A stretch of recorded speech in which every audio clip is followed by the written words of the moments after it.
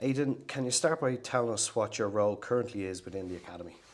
So I'm currently head of academy coaching, and obviously that role has kind of evolved over the last couple of months. So on an intern base at the moment with Shane Robinson leaving at the start of September, I've taken on a lot of his workload at the moment until I suppose a new academy director is appointed. We'll run down through the teams individually if you don't mind. The younger teams in the DDSL are now well through the 2023-2024 season. They went into the summer this year with a good bit of silverware behind them. Is it fair to say that this section of the club is thriving? Yeah, it's done really well. Obviously we have right from the development academy on a Sunday morning, we've kids coming in 4, 5, 6 years of age, and they then hopefully come into the academy from the under 8s upwards, and they've done really well. They're in a good place. Obviously a lot of people see around the All Ireland and those kind of things where that is kind of a bit more prestigious, but we feel that all the age groups are in a really good position. Some really good coaches around those groups that are giving up an awful lot of their own time and training sessions and being out Saturday and Sunday with the teams. We're really lucky that we have a lot of volunteers who are committed and determined to help the young boys and girls, and they're getting an opportunity to go and express themselves and enjoy themselves and play some lovely football at the weekends. Winning is secondary, of course, but it is a measure in a sense of how well our players are doing. How much do you think our young players have developed over the year? Yeah, I think they've had a really good year.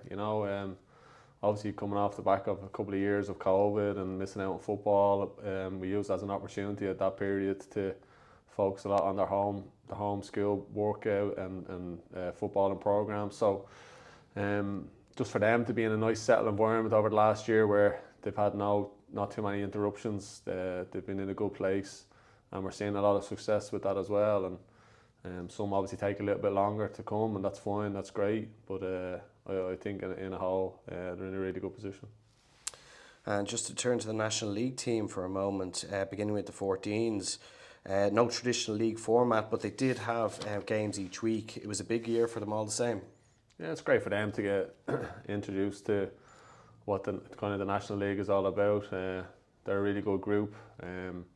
They've been exposed to an awful lot of football over the years, which has been great for them, for their own development. And we're seeing, I suppose, getting to see them travel up and down the country and play different regions and different clubs. Some great clubs like your Cork Cities, your Galways and stuff like that. So new challenges for them, and they're in a really good position. They've been coached really well. They're a group that are really close and really tight, and it's great to see them in the position that they're in at the moment.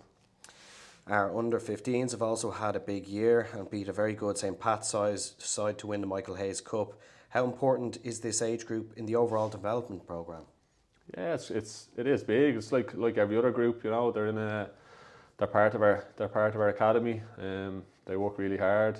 They've had albeit they're coming to a little bit of an older age group now, where a lot of them are in our skill programme, and they're in our transition year.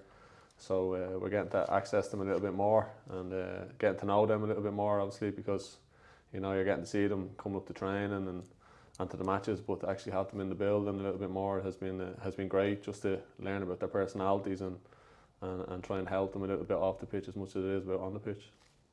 A lot of that age group currently, as you said, taking part in the Ashfield College Shamrock Rovers transition year programme. Yeah, it's been great. It's been really good. As you say, you're getting them to come in 8:30, 9 o'clock every morning. You're getting to see how they are interacting with each other. You're getting to learn about their personalities and being able to challenge them in different ways and encourage them in different ways. But it's mainly just being able to get to know them a little bit more, and that's been the biggest success. And the school side of it is so important for us, that we're encouraging them to help them with their education, while also the football is coming in behind it, and having the contact time with them is really important. On the pitch, in the gym, the nutritional side of it. So it's a big area, but it's one that we're delighted to be able to work with this group from. The under-17s may be a little bit disappointed with their showing in the league after having qualified for the top tier in the second phase. Would you agree that they showed their true potential when they beat Shelbourne to win the Mark Farren Cup? Yeah, I think they showed they showed glimpses of it through the year. You know, I think the first half of the season they got through into the elite phase of their league format quite comfortably, and they just had a bad run after the break, and it kind of it disrupted themselves from obviously challenge for a league title. But I think going on to win the Mark Farren and getting to do that in Tallaght Stadium, and a lot of the players getting to experience that, which is really a real positive for us, to see them playing in Tallaght Stadium, for them, for their families, and the joy that they feel from that was great for them. So yeah, it was good reflection of them. I thought they, as I said, they showed glimpses of it this year, but hopefully we see more of that next year. The different age groups are really competitive, none more so than the 19s. Tony Cousins and Chris McDonald guided this team to a historic League and Cup double, a big achievement for this team. Yeah, they've been great. A lot of players in the group that have come through the academy, all the ages through. Boys that have been here since 6 and 7 years of age, and so it's been really good. Delighted for the players, delighted for Tony and Chris, who've done a fabulous job guiding them through. Tony's been a really good source of comfort and somebody that you can lean on and can help you guide you through his own experiences of obviously playing for Shamrock Rovers, managing with Galway, Longford and stuff like. So he's been great for not only the players but also for other coaches within the academy who feel that they can have somebody that can look up to, and he's been great. So the benefit of that for our players has been shown this year, and being able to have people like Tony around the place has been really important for us. As you'll know well, in this game there's no rest. Even though the National League squads are finished for the year, is it fair to say planning has already begun for next year's squads?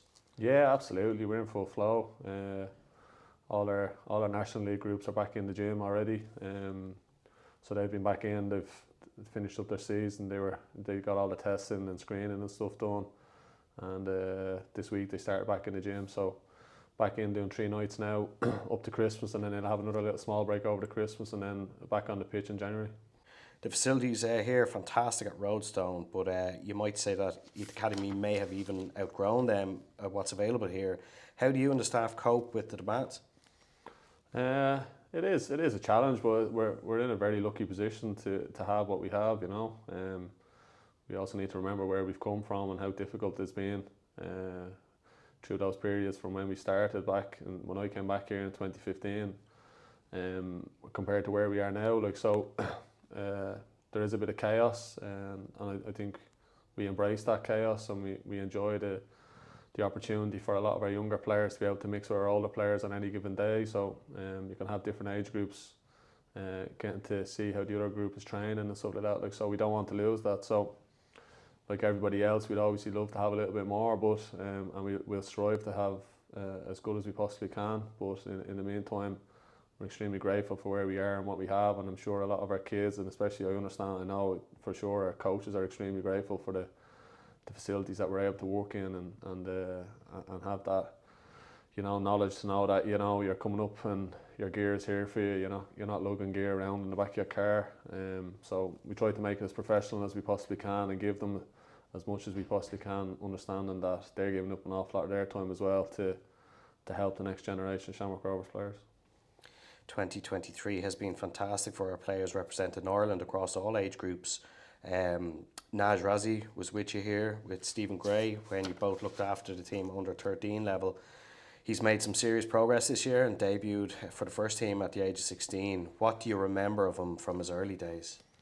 He was always a confident boy who backed himself, and you still see that with him now. Like, you know, you don't want him to lose that. You want to keep nurturing him, but there's been so many people, probably 30, 40 people who have had a hand in helping Nash to get where he is today. Like, but Nash has to want to do that himself, and he's still pushing on to do that, and we'd all guide him and we'd all help him as much as we possibly can. But I think the drive Nash has shown in himself and the opportunity that he will get from being around their first team and learning off some of the great players that they have there, that he can look up to and see that the opportunity that can come for him. So yeah, we're really proud of him, like we are a lot of the boys that are any of the boys that get an opportunity with the first team, because we know that can be difficult with the success that they have and the quality of player that they have. But We feel that if we can keep pushing them and they can keep pushing themselves, I suppose, more so than everything else. And Nash has a good family support behind him. But yeah, it's taken a lot of people to try and help him, and I'm sure Nash is grateful for that as well. But at the front of it, it's really Nash's desire to push himself. Like, so we're lucky to have him, and I'm sure he would feel the same. And when you look at the likes of Conan and Kieran as well, how important is it for the players that you have in the academy to see that progress through to the first team for their own ambitions? Yeah, well, look, that's the challenge. Like, you know, that's why we want to play football, and that's why a lot of these boys and girls are at Shamrock Rovers, because they get to see how prestigious and how good it can be here. Like, you know, and they all want to be part of that. Unfortunately, we can't all be part of that, but that's okay. That's understandable. But we can give them a good grounding and a good understanding of what's coming for them, whether that's through football or education or whatever we may be able to do here. And hopefully we can keep pushing on and get more players fighting for that first team jersey. But we know that's difficult on many levels. But if we can be successful and try and create as much as we possibly can, it's only going to help. And as we say, along may that continue, that we have the likes of Conan and Kieran and your Naz Rajis and stuff like that, and more boys before them, to be around those first team players who they can obviously learn from.